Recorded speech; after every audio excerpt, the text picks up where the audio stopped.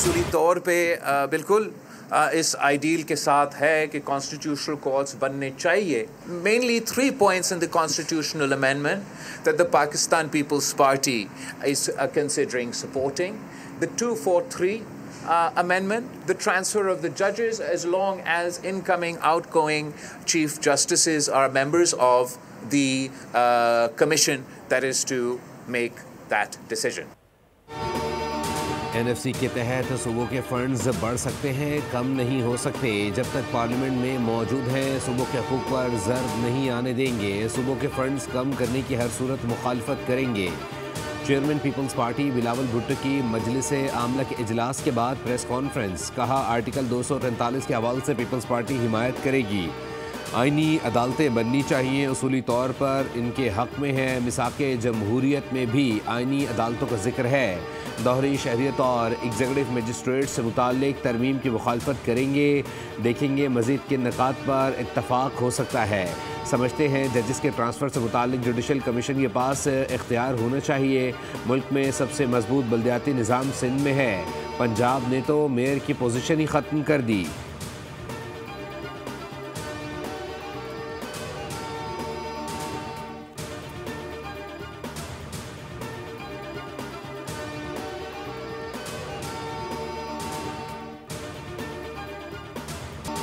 27वीं आईनी तरमीम का मामला वफाकी काबीना का अहम इजलास आज सुबह 10 बजे तलब कर लिया गया. वफाकी काबीना का इजलास वज़ीर-ए-आज़म हाउस में होगा. ज़राए के मुताबिक वज़ीर-ए-आज़म शहबाज शरीफ बाकू से वीडियो लिंक पर इजलास की सदारत करेंगे. इजलास में पीपल्स पार्टी की तजावीज़ की रोशनी में 27वीं तरमीम पर गौर होगा. वफाकी काबीना से मंजूरी की सूरत में मुसविदा आज सेनेट में पेश होने का इम्कान.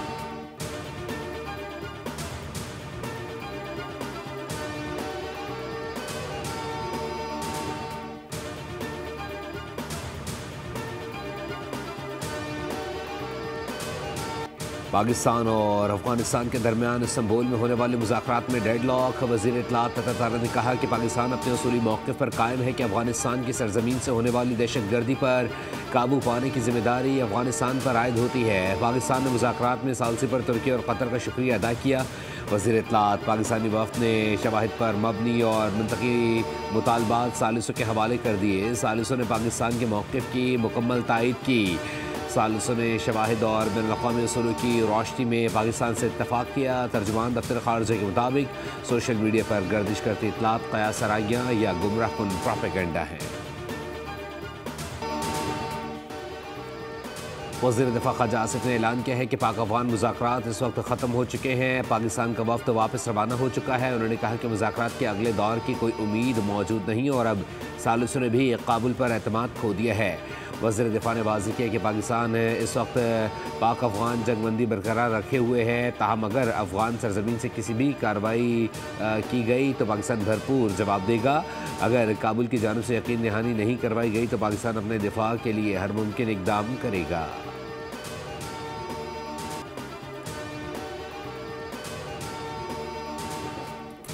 अठारहवीं तरमीम के तहत जो सूबों को इख्तियारात दिए गए थे, अगर उन इख्तियारात में कमी की कोशिश की गई तो जमीयत उलमा इस्लाम दिफा करेगी. अब तक कोई इस हवाले से मंजर आम पे नहीं आया हुकूमत की तरफ से. सामने आएगी तो उसके बाद फिर उसकी जुज़ियात पर भी हम बात कर सकेंगे.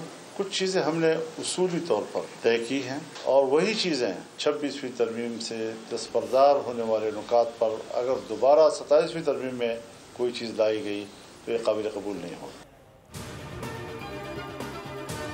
सूबों के इख्तियारात में कमी की बात की गई तो हम मुखालफत करेंगे. 27वीं तरमीम का अब तक कोई मुसविदा सामने नहीं आया. कुछ चीज़ें उसूली तय की हैं. 26वीं तरमीम में जिन चीज़ों से हुकूमत पीछे हटी थी आज फिर लाई गई तो हम कबूल नहीं करेंगे. अमीर JUI मौलाना फजलुर रहमान की मीडिया से गुफ्तगू. कहा 26वीं तरमीम में तय हुआ था लेकिन सूद के हवाले से कोई पेशरफ्त नहीं हो रही. मदारिस पर भी हुकूमत मर्जी चला रही है. सूबों और NFC अवार्ड को छेड़ने की कोशिश की मुखालफत करेंगे. आर्टिकल 243 को दो हवालों से देखेंगे. इंतज़ामी मामला हुआ तो और बात है, अगर जमहूरियत को कमज़ोर करने की कोई बात हुई तो कबूल नहीं करेंगे.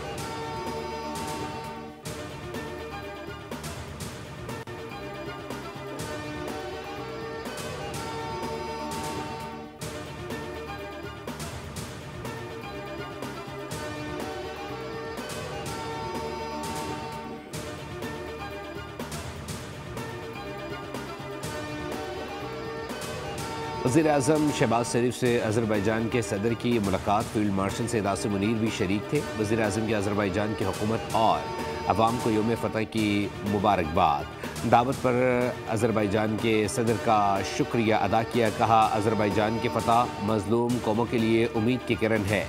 कश्मीर और फ़लस्तीन के अवाम हक़ खुद इरादियत के लिए जद्दोजहद कर रहे हैं।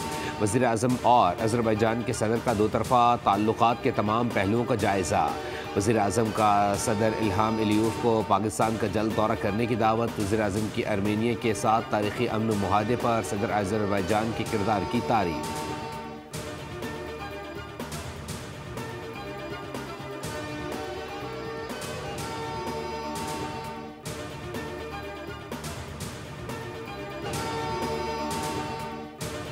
बिल्डिंग ही लेनी थी तो वफाकी शरई अदालत की क्यों? साथ वाली इमारत की लेते। सुप्रीम कोर्ट में मुजवज़ा 27वीं आईनी तरमीम में जजेस के इख्तियारात पर जजेस और वकला के दरमियान दिलचस्प मुकालमा। वकील फैसल सिद्दीकी की बात पर आईनी बेंच के जजेस मुस्करा दिए।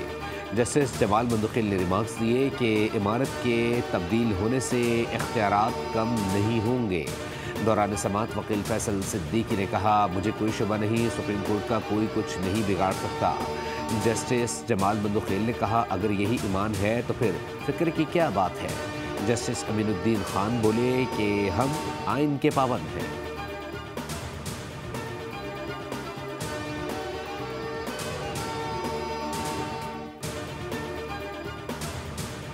पाकिस्तान में सबसे बड़ा जो मसला है वो इख्तियारात और वसाइल जो कि 18वीं तरमीम में नीचे चले गए हैं सूबों को, वहाँ से नीचे फर्दर नहीं गए, वो जाकर सूबे के वज़ीर आला के पास पार्क हो गए सारे। हमें वज़ीर-ए-आज़म पाकिस्तान साहब ने बुलवाया था, MQM को इस पर एतमाद में लिया, मशवरा किया उन्होंने।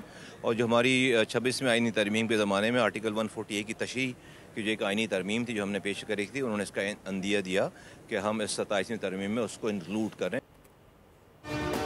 इख्तियारात की निचली सतह तक मुंतकली ज़रूरी है।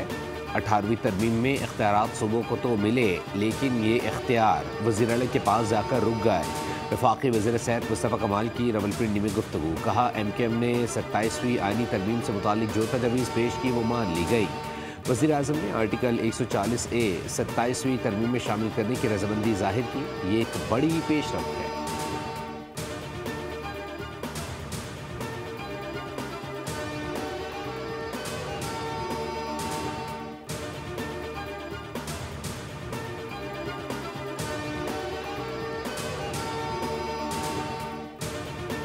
में और सर्टन लोगों को आना जाना एक्सेप्टेबल है और जा भी सकते हैं फैमिली मेंबर, तो मैं समझता हूँ कि इजाज़त होनी चाहिए थी। देखो, मुलाकात होगी और तीमारदारी भी होगी तो अच्छी खबरें आएगी। हामिद रजा साहब से मेरी बात हुई थी, उन्होंने इन्फॉर्म कर दिया था, उसकी गिरफ्तारी नहीं हुई, उन्होंने अपने आप को सरेंडर किया था बिकॉज उनका एक ही केस है फैसलाबाद का और वो कंस्पेरेसी वाला नहीं है। उस पर जो इल्ज़ाम लगाया गया था जिसका गवाह ही नहीं है।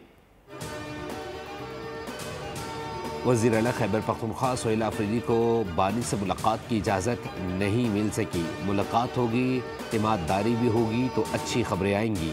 चेयरमैन PTI बैरिस्टर गौहर की गुफ्तगू। कहा, हामिद रजा से बात हुई थी, उनकी गिरफ्तारी नहीं हुई। हामिद रजा ने खुद को सरेंडर किया था। हामिद रजा का एक ही केस है, उन पर जो इल्ज़ाम लगाया है वो बेबुनियाद है।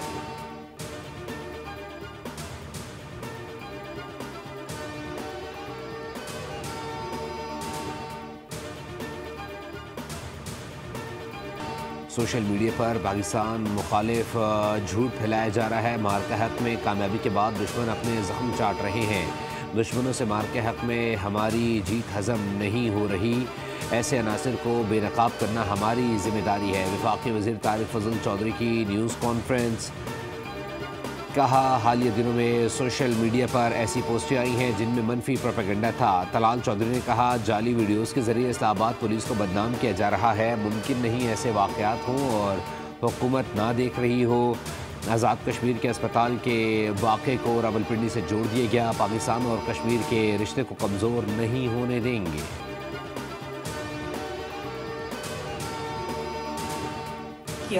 तो उसका जिस तरह जवाब दिया, जेन्युइनली एक जंग जीती। आई थिंक उसमें जो हमारी फील्ड मार्शल साहब है उनको और उनकी पूरी जो हमारी अफवाज पाकिस्तान है उनको पूरा क्रेडिट जाता है। उन्होंने ज़बरदस्त लीडरशिप फराहम की और पाकिस्तान को माशाल्लाह पूरी दुनिया में एक जो है बड़ी बाइज्जत जगह मिली। अब दुनिया पाकिस्तान की तरफ देख रही है। फील्ड मार्शल ने भारत से जंग में ज़बरदस्त लीडरशिप फराहम की। अब पूरी दुनिया पाकिस्तान की बात सुन रही है। लंदन में मीडिया से गुफ्तगू करते हुए वज़ीर आला पंजाब मरीम नवाज़ ने कहा, कारकर्दगी में शहबाज शरीफ का रिकॉर्ड नहीं तोड़ा। शहबाज शरीफ के बताए हुए रास्ते पर चल रही हूँ। पंजाब को चलाना आसान काम नहीं था। वज़ीर आला पंजाब मरीम नवाज़ ब्राज़ील रवाना COP30 इजलास में शरीक होंगी।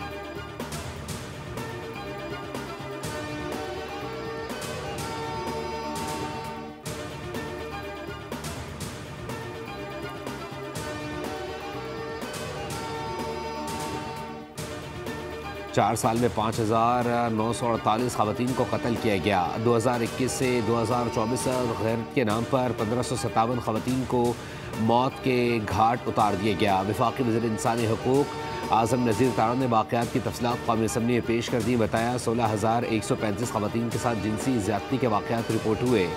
1636 ख़वातीन के साथ गैंग रेप हुआ। 1154 ख़वातीन अपने ही घर के मर्दों की दरिंदगी का निशाना बन गई। काम वाली जगह पर 2021 से 2024 तक जिनसी हरासानी के 182 वाक़यात रिपोर्ट हुए। सेहत के मुताबिक हैदराबाद और बदीन में एक और कराची में 2 अमवात हुई। रवा साल सिंध में डेंगू से 25 अफराद जाम बहक हो गए।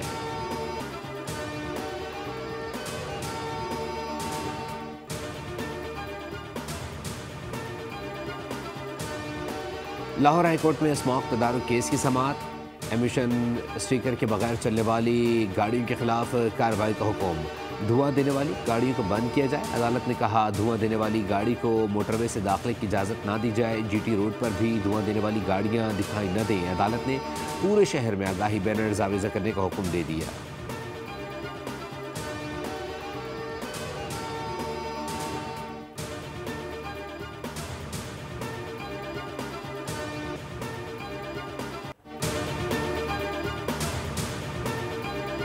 हांगकांग सिक्सर्स टूर्नामेंट में पाकिस्तान का फातिहाना आगाज़। पहले मैच में कुवैत को 4 विकेटों से शिकस्त दे दी। कुवैत ने मुकर्ररा 6 ओवर्स में 2 विकेटों के नुकसान पर 123 रन बनाए। हदफ के ताक़ुब में पाकिस्तान टीम ने 1 विकेट के नुकसान पर मैच अपने नाम कर लिया।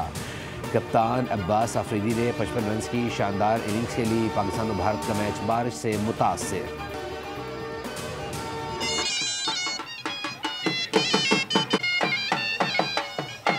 अच्छी एक्टिविटी है। इस्लामाबाद में कम एक्टिविटीज़ होती हैं और ये इस्लामाबाद के लिए बड़ी ज़बरदस्त एक्टिविटीज़। और यहाँ पे पूरे पाकिस्तान से मैंने देखा है लोग आ रहे हैं। खैबर पुख्तनख्वा का रिवायती खाने जो है और बस वो हम यहाँ पर ले आए। लोग ये पसंद भी करते हैं। The atmosphere is beautiful, lovely people. We love Pakistan. Everyone enjoy. Have a lovely evening. Islamabad के लोक वर्सा में सालाना सकाफती मेला शुरू हो गया। रंग, खुशबू, मौसीकी और रिवायती खानों के इम्तज़ाज से सजा ये मेला अपने 50वें साल में दाखिल हो चुका है। चारों सूबों गिलगित बल्तिस्तान और आज़ाद कश्मीर के फ़नकार, दस्तकार और मौसीकार अपनी तहज़ीब व सकाफ़त के रंग बिखेरते नज़र आ रहे हैं।